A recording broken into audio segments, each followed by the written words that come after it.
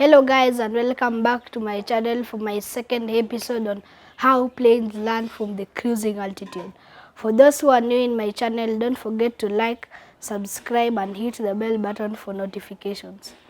Now here we have an autopilot background. This will help us to know what happens at the cruise altitude. The pilots have taken off as I showed in my previous video. And we have the heading altimeter. It shows 337. That means it's going to control how the plane turns, the heading of the plane. According to the runway, according to the navigation system, they're going to follow a pink route and they're going to set the heading. They want the plane to turn right, they'll set heading to the right. And this is their bank limit, which will matter of their bank limit. If they're going to have a bank limit of 25 degrees, it's going to be that. As long as the flight route is gone.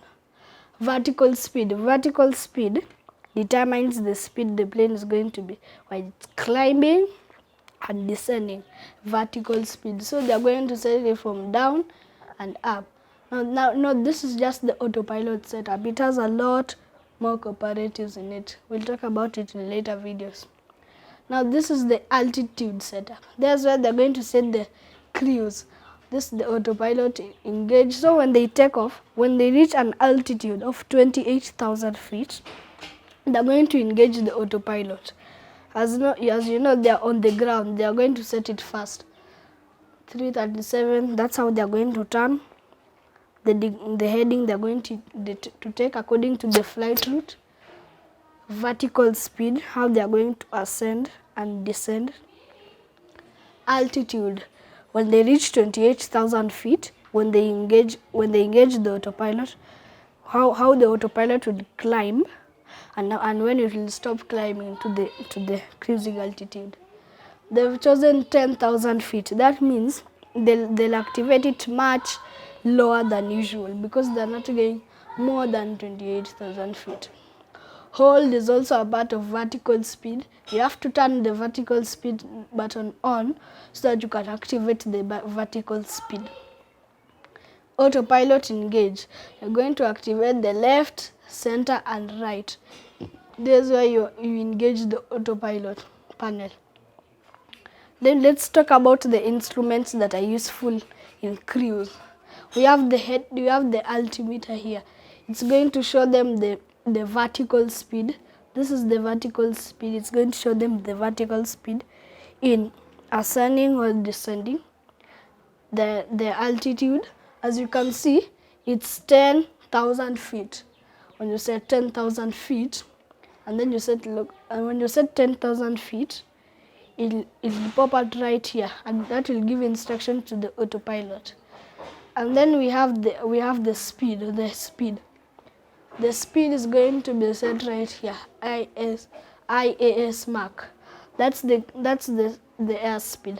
It's 200. Now we are done with that. We are done with the autopilot. It's going to control most of the plane in cruise.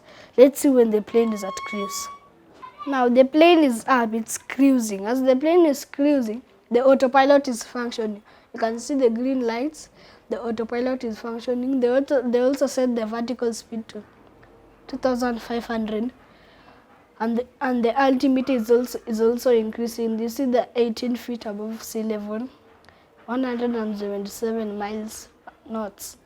This is going to be the airspeed. This is going to be the altitude. Now the plane is ascending. We already talked about takeoff, and I'm going to fast forward to cruise. As you can see, as the plane is cruising, there are different stages when you want to turn on the autopilot. Here you must turn on the heading selector on, the vertical speed mode on, where it will automatically, after some time, turn to hold. The altimeter is also increasing in speed. The altimeter is also increasing in altitude.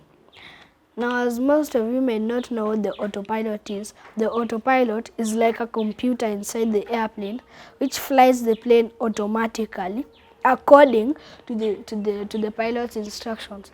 So when you just have to instruct the autopilot.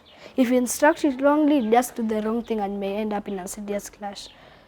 You can watch one of the documentaries when the autopilot caused a crash because of pilot error and autopilot error. The plane is now almost at the cruising altitude. You can see that the speed is increasing. It's an AS747. The vertical speed is also working. The heading is also working, and they need to move according to the flight route. For today, we'll be doing the manual landing. And as known, it's the famous ILS approach. Now, what's the meaning of the term ILS? In full, it means Instrument Landing System. According to the 747, you need to activate the instrument landing system before you can even use it. So you go to the FMC, also known as the box. It's a type of planning computer there. So you'll press at root and you'll find this type of screen here. Let's look at the different ILS runways that is going to choose. So after you set the airport codes, that's going to give the FMC instructions to give the flight navigation system and show a pink line which is going to show them the flight route. Then the pilot is going to click on departure and arrival, which will give them this screen, departure arrival index, departure airport code VHHH, arrival in Manila RPLL. The plane needs fuel to actually take off or land and keep it in the air. And as you can see, the fuel system here is going to show them the first engine, second engine, third engine, and fourth engine, and it's going to show them the cross feed valves. This is the quantity of the engines there. As you can see, it's all right.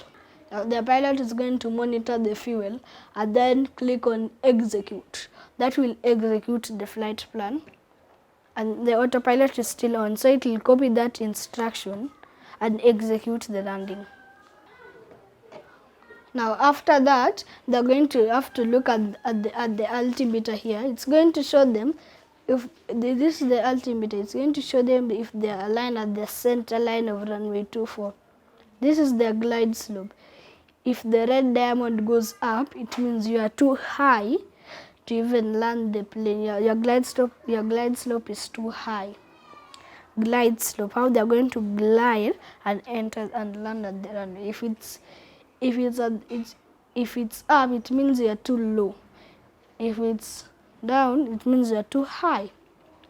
And the speed is decreasing. They're going to disengage the autopilot called the auto throttle. They're going to disconnect the autopilot. I think he's doing an auto land. They're going to disconnect the auto throttle. And then that means he has manual control of the plane.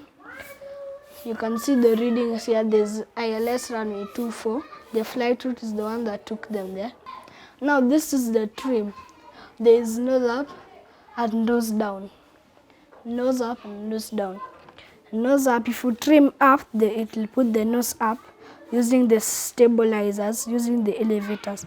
It's going to stable the stabilizers and put the nose up. Nose down, it will simply put the nose down. As you can see, there is the autopilot disengage button. Now when the pilot presses that, it's going to disengage the autopilot. As we talked about it earlier, there's the FMC, and there's a certain flight plan that they are going to follow, which will take them exactly to the runway. Now it's like they're using a runway 24, as we talked about in my other background photo. Now thank you for watching this video. I used Microsoft Flight Simulator as my background. Thank you for understanding me as I pointed out the autopilot disengage trim and the trim altimeters here. Please like, subscribe, and hit the bell button for any notifications if any new video just popped in. See you soon in the next video.